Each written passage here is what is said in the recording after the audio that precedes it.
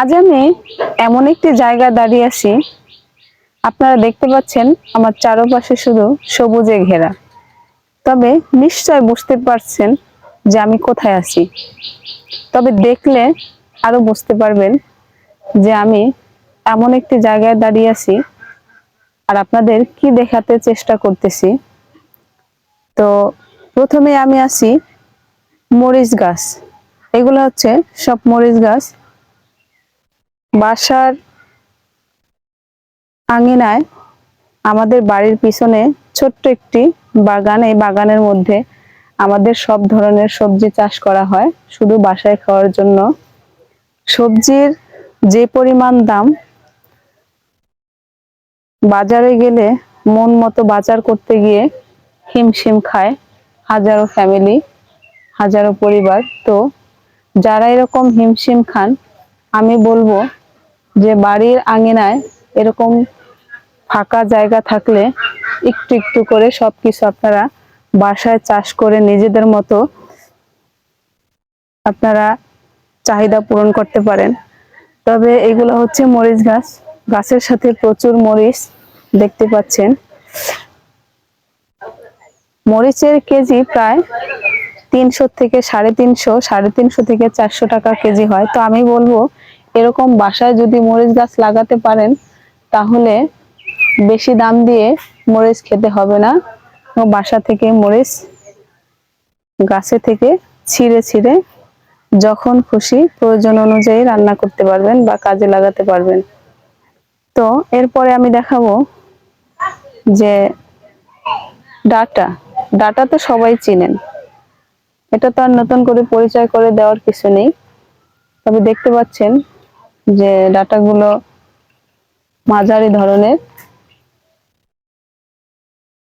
তো ডাটা পাতা শাক হিসেবে খাওয়া হয় এবং পুরো ডাটাটা সবজি হিসেবে খাওয়া হয় যে কোনো মাছ দিয়ে।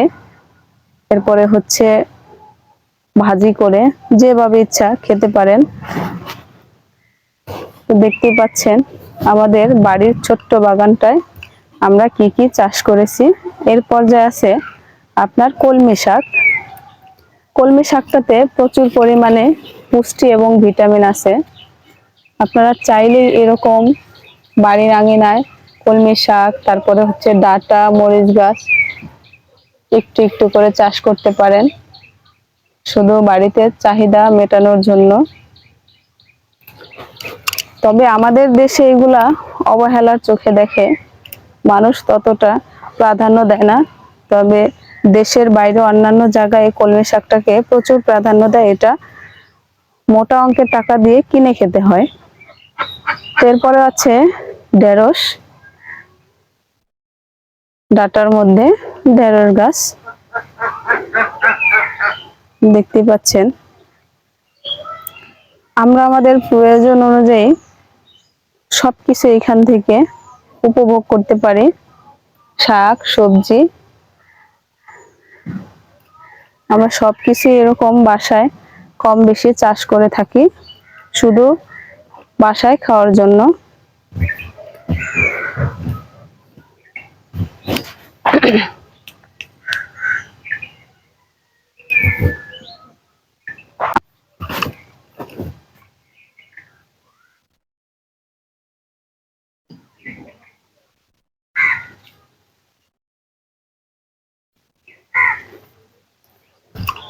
তো বাসায় খাওয়ার জন্য সবাই এরকম বাড়ির আঙিনায়